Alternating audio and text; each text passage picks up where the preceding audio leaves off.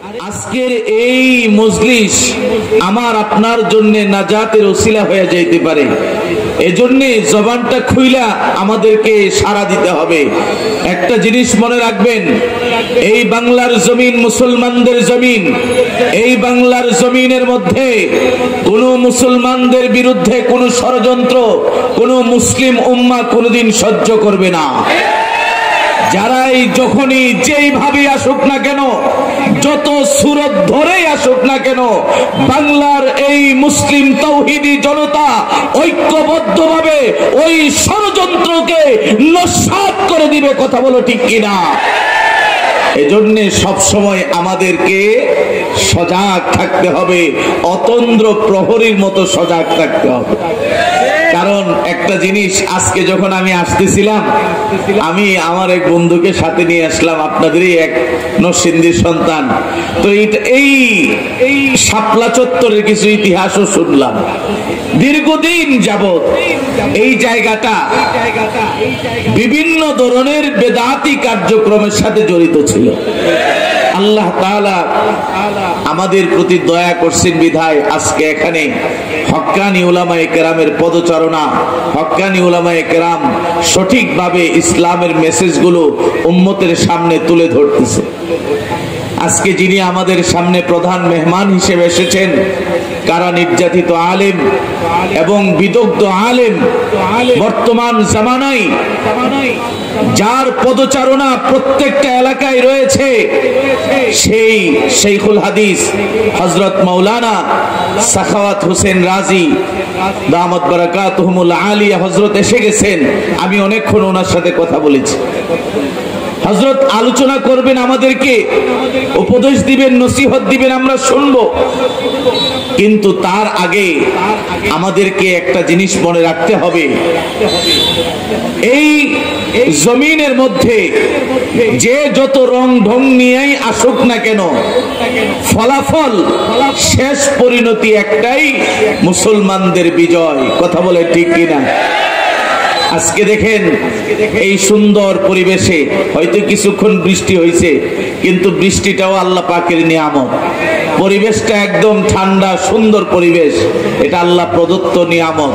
সুতরাং আমরা সবাই দিল থেকে আল্লাহ পাকের দরবারে আরেকবার শুকরিয়া আদায় করি, আলহামদুলিল্লাহ। ভাইয়ের আমার, আজকে বিভিন্ন জায়গায় বিভিন্ন মিডিয়ার মাধ্যমে আমরা অনেক কিছুই শুনি। যতটুকু শুনি, যতটুকু দেখি, তার থেকে কথাটা বলতেছি। বর্তমানে যেই শিক্ষা ব্যবস্থা এখন আছে, আগে যারা ছিলেন তারা শিক্ষা ব্যবস্থাকে ধ্বংস করে দিয়ে গেছে। এখন আবার আমাদের ঘাড়ে ওই ধরনের আবার যেন আরো ধ্বংস করতে পারে, এই ধরনের আবার নতুন ষড়যন্ত্র চলতেছে। আমি সুস্পষ্ট ভাষায় বলতে চাই, যতই ষড়যন্ত্র করুক না কেন, বাংলাদেশের মুসলিম, বাংলাদেশের মুসলমান, বাংলাদেশের তৌহিদি জনতা, তারা কোনোদিন এই ধরনের শিক্ষা ব্যবস্থা গ্রহণ করবে না। কথা বলেন ঠিক কিনা? আমি সবচেয়ে বেশি খুশি হইলাম ওই দিন উলামায়ে কেরাম এর বিরাট বড় জামাত এই যে শিক্ষা ব্যবস্থাকে সংস্কার করার জন্য, সিলেবাস সংস্কার করার জন্য যে কমিশন গঠন করা হয়েছে, তার বিরুদ্ধে উলামায়ে কেরাম মানববন্ধন করেছেন, প্রতিবাদ করেছেন, যার ফলশ্রুতিতে গতকালকে রিপোর্ট হয়ে গেছে যে আগের কমিশন বাতিল। জোরে কোন আলহামদুলিল্লাহ। কারণ এই কমিশনের বিরাট বড় একটা ষড়যন্ত্র ছিল, ট্রান্সজেন্ডারকে বাস্তবায়ন করা, সমকামিতাকে বাস্তবায়ন করা। সুতরাং আমাদের সজাগ থাকতে হবে, আমাদের এই বিষয়ে সব সময় খেয়াল রাখতে হবে, যাতে করে কোনো ধরনের ইসলামী শিক্ষাকে ধ্বংস করার কেউ ষড়যন্ত্র করতে না পারে। পারবেন তো ইনশাআল্লাহ? ভাইয়েরা আমার, একটা কথা শুনে রাখেন, দুনিয়াতে মুসলিম বলেন আর অমুসলিম বলেন, ইমানদার বলেন আর বেঈমান বলেন, সবাই চায় তার সন্তানটা মানুষের মতো মানুষ হোক, চায় না? এখন হিন্দু ভাই, অন্য ধর্মের অনুসারী, তাকেও যদি জিজ্ঞাসা করেন, সেও একই উত্তর দিবে, হ্যাঁ আমার ছেলেটা মানুষ হোক, আমার ছেলেটা মাদকাসক্ত হোক, আমার ছেলেটা জানোয়ারের মতো হোক, পশুত্বের এই সিফত তার ভিতরে আসুক, এটা কেউ চায় না। সবাই চায় আমার ছেলেটা মানুষ হোক। তবে আমরা যারা মুসলমান আছি, আমরাও চাই আমাদের সন্তানগুলো মানুষের মতো মানুষ হোক। এই মানুষের মতো মানুষ হওয়ার জন্যে কোরআনের শিক্ষা ছাড়া বিকল্প কোনো শিক্ষা ব্যবস্থা নাই। কারণ আল্লাহ পাক রব্বুল আলামিন কোরআনুল কারীমকে আমাদের জন্য শুধু খতম পড়ার জন্য দেন নাই, কোরআনুল কারীমকে দিয়েছেন আমাদের জীবন ব্যবস্থাকে সুন্দরভাবে সাজানোর জন্য। সূরা ইয়াসিনের মধ্যে আল্লাহ তাআলা বলেন, ইন হুয়া ইল্লা যিকরু ওয়া কুরআনুম মুবিন লিইউনযিরা মান কানা হাইয়া। এই কোরআন সুস্পষ্ট কোরআন কেন নাযিল করা হয়েছে? লিইউনযিরা মান কানা হাইয়া, যারা জীবিত আছেন তাদেরকে সতর্ক করার জন্য, তাদেরকে সঠিক পথ প্রদর্শন করার জন্য এই কোরআন আল্লাহ পাক রব্বুল আলামিন নাযিল করেছেন। যে আয়াতে কারিমে আমি আপনাদের সামনে তেলাওয়াত করেছি, ওই আয়াতের মাঝে আল্লাহ তাআলা বলেন, কিতাবুন আনজালনাহু ইলাইক লিতুখরিজান নাসা মিনাজ যুলুমাতি ইলান নূর বিইজনি রাব্বিহিম ইলা সিরাতিল আজিজিল হামিদ। আল্লাহ পাক রব্বুল আলামিন বলেন, এ দুনিয়ার মানুষ ভালো করে শুনে রাখো, কিতাবুন আনজালনাহু ইলাইক, আমি আল্লাহ আমার পয়গম্বরের কাছে এমন এক কিতাব নাজিল করে দিয়েছি, যেই কিতাব দিয়ে আমার পয়গম্বর মানুষকে অন্ধকার পরিবেশ থেকে আলোর পথে নিয়ে আসবে। কোরআনুল কারীমের মাঝে আল্লাহ পাক রব্বুল আলামিন এমন মুজিজা দান করেছেন, যেই মুজিজা এই পৃথিবীতে আর কোনো কিছু নাই। কারণ একটা জিনিস আপনাদের কাছে আমি প্রশ্ন করি, দৈনিক আমরা কয় ওয়াক্ত নামাজ আদায় করি? আসতে বলেন, কেন একটু জোরে কর। চিন্তা করে যে নামাজ দিতে পড়ি না, 5 ওয়াক্ত কইয়া বিপদে পড়ুন, এরকম নাকি? দৈনিক কয় ওয়াক্ত নামাজ? 5 ওয়াক্ত নামাজ। 5 ওয়াক্ত নামাজের প্রত্যেক রাকাতে সুন্নত, নফল, ফরজ, ওয়াজিব নামাজ, প্রত্যেক নামাজের প্রত্যেক রাকাতে সূরা ফাতিহা আছে না নাই? সূরা ফাতিহা আছে, আমরা সবাই তেলাওয়াত করি। কোনদিন কি এইরকম মনে হয়েছে যে আর কত তেলাওয়াত করুম, সেই ছোটকাল থেকে তেলাওয়াত করতেছি, বৃদ্ধ হয়ে গেছি, এখনো সূরা ফাতিহাই পড়তেছি, কোনদিন কি বিরক্তি আসছে? কথা বলেন না কেন? আসে নাই। বরং যখনই আমরা নামাজে দাঁড়াই আর এমনি তেলাওয়াত করি, যখন তেলাওয়াত করি তখন যেন মনে হয় এর মধ্যে মজা আর স্বাদ দিন কি দিন বাড়তেছে। কথা বলেন ঠিক কিনা? এটাই হলো কোরআনের মুজিজা। বিরক্তি কোনো ভাব আসে না আমাদের ভিতরে। এজন্য আল্লাহ তাআলা কোরআনের ব্যাপারে বলে দিয়েছেন, কিতাবুন আনজালনাহু ইলাইক, নবী আপনার কাছে আমি এমন কিতাব নাযিল করেছি, যেই কিতাবের মাধ্যমে আপনি অন্ধকারাচ্ছন্ন পরিবেশ থেকে মানুষকে আলোর দিকে নিয়ে আসতে পারবেন। এই মেডিসিন, এই মুজিজা আমি আল্লাহ এই কিতাবের মধ্যে দান করেছি। এই কিতাবের সাথে সম্পর্ক রাখলে ইজ্জত বাড়ায় দেন কে? আর একটু জোরে বলেন, আল্লাহ। আজকে যে আমার মতো ব্যক্তি, নাম সাথে যে বডি আছে এটার কোনো দাম নেই। কিন্তু আজকে যে এখানে কথা বলতেছি, এই যে আপনাদের নরসিংদীর মুরব্বী, আমাদেরও মুরব্বী, আমাদের এই বোর্ডের কোনো দাম নাই। কোরআন একটু সম্পর্ক ছিল বিদায় আপনারাও দাওয়াত করছেন, আমরাও আসছি। এটাও কোরআনের সম্মান, এটা আমাদের কোনো ইজ্জত না, ব্যক্তিগত কোনো কিছু নাই। এজন্যে কোরআনকে সম্মান করা, কোরআনের সাথে সুসম্পর্ক রাখা, এটা বড় দামি জিনিস। রাস্তা দিয়ে দুইটা ছেলে হাইটা যায়, একটা হলো মাদ্রাসার ছেলে আর একটা হলো স্কুলের ছেলে। স্কুলের ছেলেটা ঠিকই যাইতেছে, কেউ তারে সালামও দেয় না, জিজ্ঞাসাও করে না। আর মাদ্রাসার ছোট ছেলেটা যাইতেছে, তারে দেখে আমাদের মধ্যে সাধারণ যারা আছে তারা সালামও দেয়, তারে আবার ভালো মন্দ জিজ্ঞাসাও করে, আবার তাকে একটা চকলেটও কিনে দেয়। এই পার্থক্যটা কেন আসলো? কারণ এই ছোট্ট ছেলেটা, তার সম্পর্ক কালামুল্লাহর সাথে, আল্লাহর কিতাবের সাথে।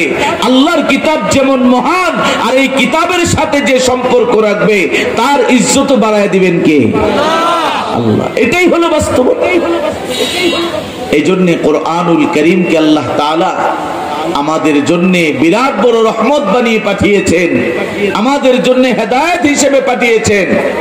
প্রকৃত মানুষ যদি হতে হয়, কোরআনের শিক্ষার বিকল্প কোনো শিক্ষা ব্যবস্থা নাই। আজকে আমি আপনি বিভিন্ন ধরনের শিক্ষার সাথে জড়ায় গেছি। আমরা উলামায়ে কেরাম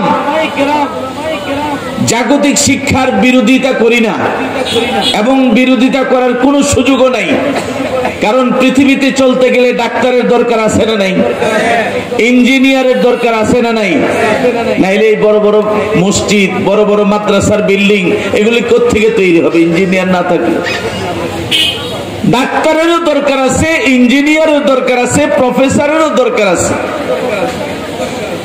তবে হ্যাঁ, আমরা শুধু এতটুকু কথা বলি যে এই জাগতিক শিক্ষার সাথে কোরআনের শিক্ষাটাকে যোগ করে দেন, তাহলে এই শিক্ষা তাকে আরো বড় বানায় দিবে।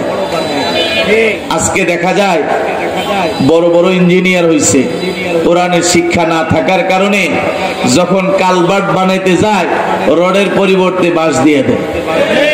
আছে না নাই? কারণ তার ভিতরে তো আল্লাহর ভয় নাই, তার ভিতরে তো কোরআনের শিক্ষা নাই, যার কারণে দেখা গেছে রডের পরিবর্তে বাঁশ দিয়ে কাম চালায় দিতেছে। আবার দেখা যায় বড় বড় ডাক্তার, তার ভিতরে কোরআনের শিক্ষা নাই, তাকওয়া নাই, আল্লাহর ভয় নাই, যার কারণে দেখা গেছে হের চাইতে কসাই এই জমিনের মধ্যে আর কেউ নেই। লাশ আটকায়া তারপরে মানুষের কাছ থেকে টাকা সংগ্রহ করে। এই যে বিষয়গুলো, এগুলো আমাদের একটু মাথায় ঢুকানো দরকার যে প্রকৃত মানুষ যদি আমরা হতে চাই, কোরআনের শিক্ষার বিকল্প কোনো শিক্ষা নাই। আজকে থেকে আমরা আমাদের সন্তানদেরকে কোরআনের শিক্ষায় শিক্ষিত করার চেষ্টা করি, মক্তবের শিক্ষাগুলোকে মজবুত করার চেষ্টা করি। আমরা এই শিক্ষাটাকে কেন জানি আমাদের থেকে অনেকটাই দূরে সরায় দিছি। আমরা ছোটকালে দেখছি যে এই বাড়ি থেকে কোরআনের তেলাওয়াতের আওয়াজ ওই বাড়িতে শোনা যাইত। বারান্দার মধ্যে মুরব্বীরা পাটি বিছাইয়া ফজরের নামাজ পড়া রিয়াল সামনে নিয়ে জোরে জোরে তেলাওয়াত করতো। পাশের বাড়ি থেকে শোনা যাইত অমুক বাড়ির অমুক মিয়া তেলাওয়াত করতেছে। এই পরিবেশ কি এখন আর আছে? নাই। এবং আজকে যে আমাদের মুরব্বীরা যারা আছেন তারা বলতে পারবেন মক্তবের শিক্ষার পুঁজি দিয়েই এখন কিন্তু নামাজ পড়তেছে, নতুন করে কোনো শিক্ষা নেই। তাহলে আমাদের ভবিষ্যৎ প্রজন্ম, এই সন্তানেরা তারা কোত্থেকে শিখবে? এজন্য আমাদেরকে একটু সজাগ থাকা, আমাদেরকে একটু আমাদের সন্তানদেরকে মানুষের মতো মানুষ করার জন্য একটু পদক্ষেপ গ্রহণ করা, সেটা হলো কোরআনের শিক্ষার সাথে আমাদের সন্তানদেরকে জড়ায় দেওয়া। আজকে বর্তমানে মিডিয়ার যুগ, আমাদের এই বাংলাদেশে বহু বৃদ্ধাশ্রম আছে। আপনারা ইউটিউবে সার্চ দিবেন, দেখবেন বৃদ্ধাশ্রম সার্চ দিয়া কত মায়ের চোখের পানি ঝরতেছে, কত বাবার চোখের পানি ঝরতেছে। আর প্রত্যেকের ইতিহাস তারা বলতেছে সাংবাদিকদের কাছে, কি বলতেছে যে আমার ছেলে বড় অফিসার, আমার ছেলে কানাডায় থাকে, আমার ছেলে অস্ট্রেলিয়ায় থাকে। এত আদর করে সন্তানকে বড় বানাইছে, আজকে সেই সন্তানের ঘরে মা বাবার জায়গা হয় না, মা বাবাকে বৃদ্ধাশ্রমে পাঠায় দিচ্ছে। আপনাদের কাছে আজকে আমার একটা প্রশ্ন, একটা বৃদ্ধাশ্রমে একটা মা বাবাকে আপনি পাবেন না যেই মা বাবার সন্তান কোরআনের হাফেজ, আলেম হাফেজ কোরআনের মা বাবা বৃদ্ধাশ্রমে থাকে না। তাইলে প্রমাণ বহন করে কোরআনের শিক্ষাই হলো আসল শিক্ষা, যেই শিক্ষা মা বাবার ইজ্জত সম্মান সন্তানের কাছে স্পষ্ট করে তুলে ধরে।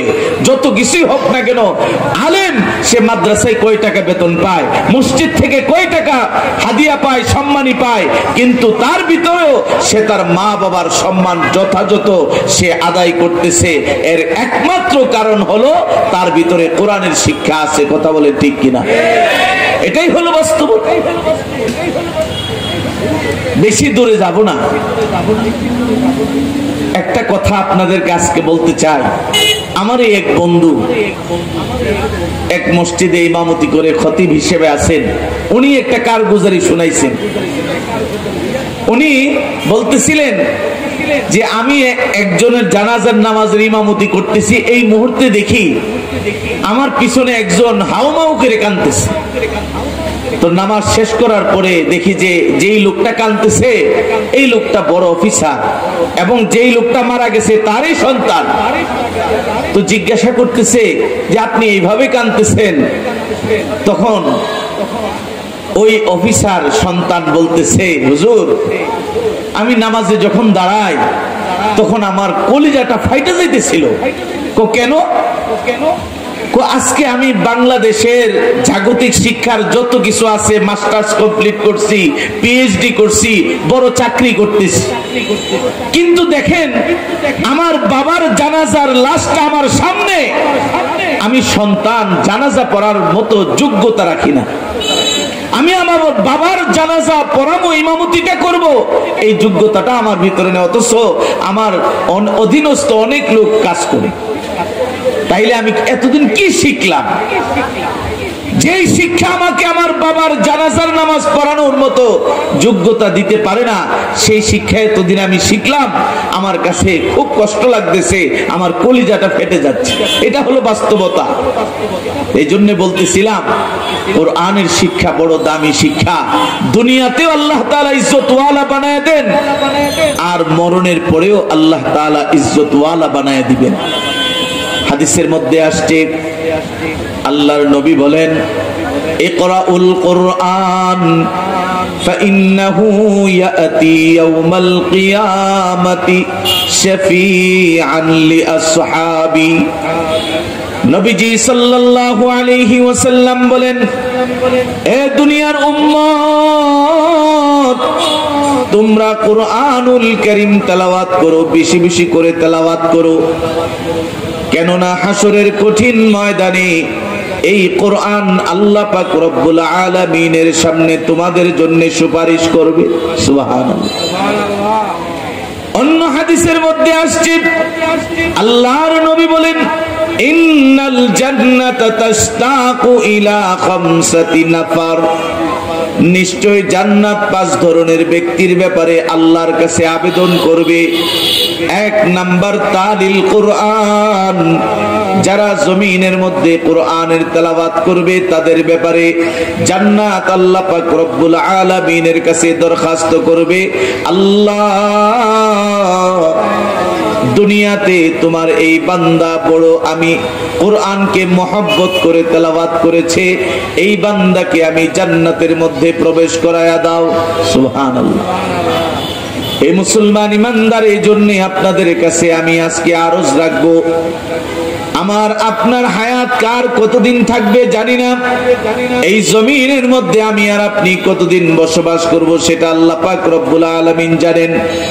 তবে হ্যাঁ, আজকে আমি আর আপনি নিজেদের মধ্যে অঙ্গীকার করে নেই, আমার প্রত্যেক দিন এই সময় 24 ঘন্টার ভিতরে একটা সময় আমি কোরআনের সাথে কাটাবো, কোরআনুল কারীম তেলাওয়াত করব।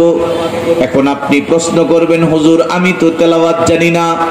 এ মুসলমান, ভালো করে শুনো, কোরআনুল কারীমের ভাষা হলো আরবি, জান্নাতের ভাষা হলো আরবি, আমার নবীর জবান মুবারকের ভাষা ছিল আরবি। এই জন্য আরবির সাথে আমাদের একটা মহব্বত থাকতে হবে। কারণ আমি আর তুমি যখন এই জমিন থেকে বিদায় নিয়ে চলে যাব, যখন আমাকে তোমাকে কবরস্থ করা হবে, ওই সময় ফেরেশতারা এসে যেই প্রশ্নগুলো করবে, এই প্রশ্নগুলো করবেও আরবিতে। প্রশ্নগুলি কিভাবে করবে? আরবিতে করবে। তো আরবিতে যখন প্রশ্নগুলো করবে, আর আমার মহব্বত যদি আরবির সাথে না থাকে, সেদিন আমি কিভাবে জবাব? এই জন্য আমাকে আপনাকে কোরআনের তেলাওয়াত শিখার জন্য একটু মেহনত লাগবে, কষ্ট তো লাগবেই। কষ্ট করে যদি আমি এটা শিখতে পারি, তাহলে এটা আমার জন্য বড় সৌভাগ্যের বিষয়। এজন্য কোরআনের সাথে আমাদের একটু সম্পর্ক তৈরি করা উচিত। কোরআন যেন আমাদের দৈনন্দিন জীবনের একটা অংশ হয়ে যায়। ফজরের নামাজ আদায় করলাম, ফজরের পরে নিরিবিলি সময় আধা ঘন্টা 1 ঘন্টা সময় আমরা কোরআনের তেলাওয়াতের সাথে সময় কাটাবো। এইরকম একটা পরিস্থিতি শুরু করেন, পরিবেশ তৈরি করেন। আজকে আপনাদের কাছে আমি একটা জিনিস বলতে চাই, সেটা হলো পরীক্ষামূলক আপনারা এই কাজটা শুরু করেন। ফজরের পরে কেউ ঘুমাইতে যাবেন না, ফজরের পরে একটু সময় কোরআনের সাথে কাটাবেন। এইভাবে যদি কাটাইতে পারেন, দেখবেন আপনার পুরা দিন, পুরা সময়টা কেমন জানি বরকতওয়ালা সময়ে পরিণত হয়ে যাবে। কিন্তু আফসোস, আজকে এই জিনিসটা করতে আমরা রাজি না। রাতের বেলায় ঘুমাইতে ঘুমাইতে রাত 2টা-3টা বাজে, মোবাইল টিপতে টিপতে সময় সব নষ্ট করে ফেলায়। এখন যে ফেসবুক আসছে, ইউটিউব আসছে, এগুলো আমাদের জীবনকে অনেকটাই বরবাদ করে ফেলেছে। আমরা আজকে গুণে ধরা জাতিতে পরিণত হয়ে গেছি। রাত জাগি আর ফজরের সময় ফজর ছুটে যায়, কোরআনের তেলাওয়াত তো দূরের কথা। এজন্য নিজেকে একটা নিয়ন্ত্রিত জীবন হিসেবে তৈরি করেন, যে না, এশারের নামাজের পরে বেশি সময় আমি জাগবো না, আমি আগে আগে ঘুমিয়ে পড়বো, ফজর যেন আমার ছুটে না যায়, ফজরের পরে আমি কোরআনের তেলাওয়াত করব। এইভাবে যদি আমরা একটা রুটিন করতে পারি, আশা করা যায় যে আমাদের এই জীবনটা সুন্দর একটা জীবনে পরিণত হবে এবং কোরআনের সাথে আমাদের একটা সম্পর্ক তৈরি হবে। ভাইয়ের আমার, আল্লাহর নবী যে হাদিসটা বলেছেন, ইন্নাল জান্নাতা তাশতাকু ইলা 5 নাফার, জান্নাত 5 ধরনের ব্যক্তির ব্যাপারে আল্লাহর কাছে আবেদন জানাবে, আল্লাহ তালিল কোরআন, কোরআনের তেলাওয়াতকারীকে আমি জান্নাতের মধ্যে তুমি প্রবেশ করায়া দাও।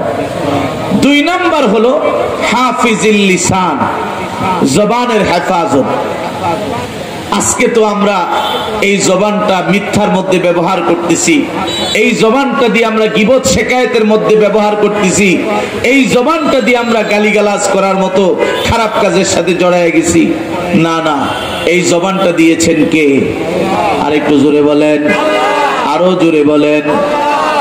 এ মুসলমান ইমানদার, আল্লাহ পাক রব্বুল আলামিন আমাদেরকে এই জবানটা দান করেছেন। এই জবানের দাম কত বেশি! আল্লাহর নবী হাদিসের মধ্যে বর্ণনা করেন, মাইয়াজমান লিমা বাইনা লাহিয়াইহি ওয়া মা বাইনা রিজলাইহি আজমান লাহুল জান্নাহ। যে ব্যক্তি 2 চোয়ালের মাঝখানে জবানের হেফাজত করার দায়িত্ব নিবে, 2 রানের মাঝখান লজ্জাস্থানের হেফাজত করার দায়িত্ব নিবে, আল্লাহর নবী বলেন তার জান্নাতের জিম্মাদার আমি স্বয়ং রাসূলুল্লাহ হয়ে যাব। 2টা কাজ, জবানের হেফাজত করার দায়িত্ব গ্রহণ করা, আরেকটা হলো লজ্জাস্থানের হেফাজত করার দায়িত্ব গ্রহণ করা। এই 2টা কাজ যদি কেউ করতে পারে, আল্লাহর নবী বলতেছেন যে আমি তার জান্নাতের জামিন হয়ে যাব। সুবহানাল্লাহ। বড় কষ্ট কোনো বিষয় না এখানে। কিন্তু আমরা এই জিনিসটাই ভুলে গেছি যে এই জবানটার দাম কত বেশি।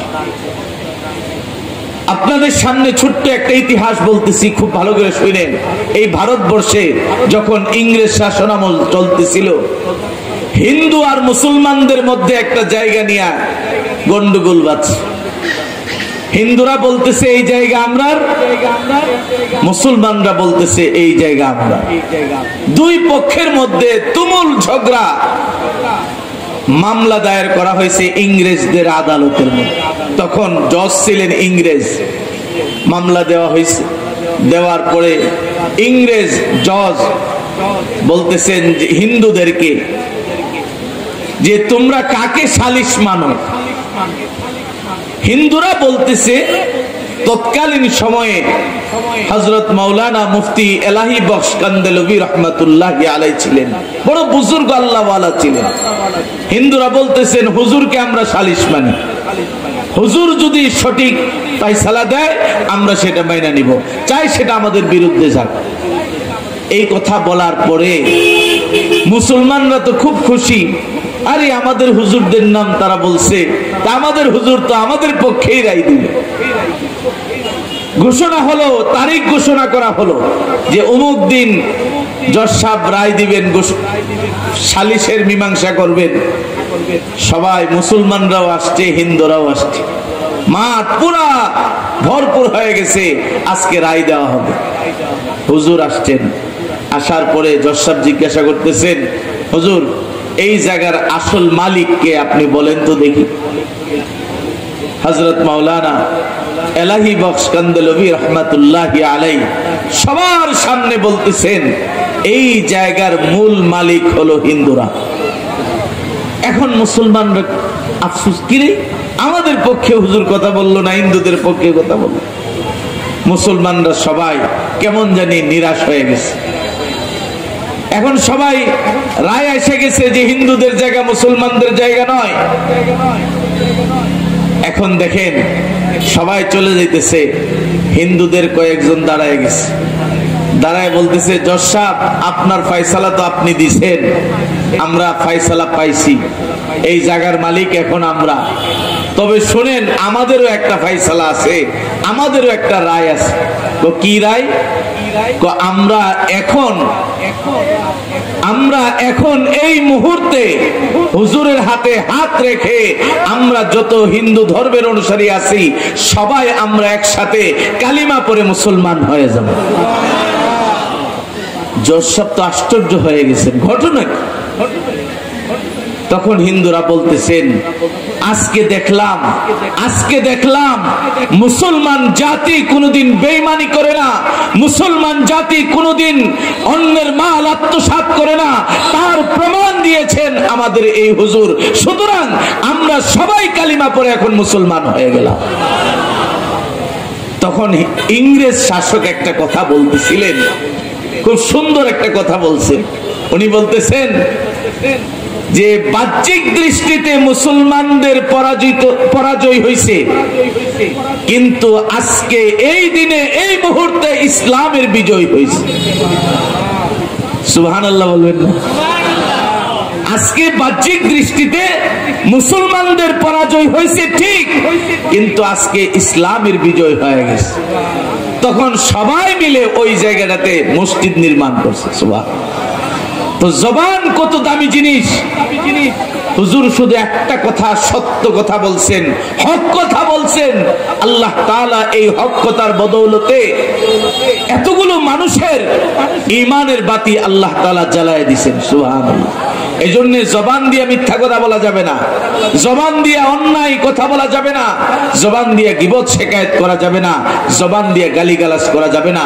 এই জবানটাকে সঠিক রাস্তায় রাখতে হবে। জবান দিয়া কুরআনুল কারীমের তেলাওয়াত করবেন, জবান দিয়া মানুষকে হকের পথে নিয়ে আসার জন্য সঠিক কথাগুলো মানুষের সামনে তুলে ধরবেন। এটাই হলো ইসলামের শিক্ষা।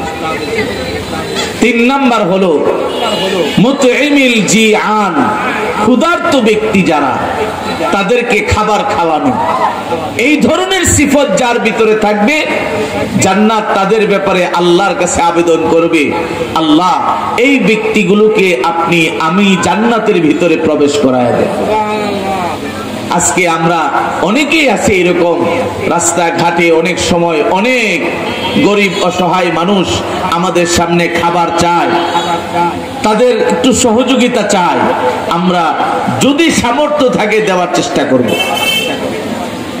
আজকে দেখেন কিছুদিন আগে এই যে বন্যা, এই কঠিন বিষয়গুলো গেল আমাদের এই দেশে, আলহামদুলিল্লাহ সুম্মা আলহামদুলিল্লাহ যে আমাদের দেশের মানুষ তাদের পাশে দাঁড়ায় গেছে, তাদের পাশে দাঁড়িয়ে তাদেরকে সহযোগিতার হাত বাড়ায় দিছে, যার কারণে দেখা গেছে মানুষের মধ্যে কেমন জানি একটা প্রাণ চাঞ্চল্যতা চলে আসছে, মানুষ সাহস পেয়ে গেছে যে না, আমরা সুন্দরভাবেই এই বন্যা এই সময়টুকু আমরা কাটায় উঠতে পারবো, কারণ আমাদের ভাইয়েরা আমাদের পাশে দাঁড়ায় গেছে। ভাইয়ের আমার, এই জন্য ভালো ভালো কাজগুলো আমাদের আঞ্জাম দেওয়া উচিত।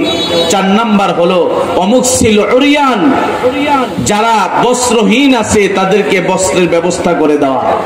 5 নাম্বার হলো ওয়ামান সাল্লা আলা হাবিবির রহমান, দয়াময় আল্লাহর প্রিয় হাবিব নবী মুহাম্মদুর রাসূলুল্লাহ সাল্লাল্লাহু আলাইহি ওয়াসাল্লামের উপরে বেশি বেশি দরুদ পড়া।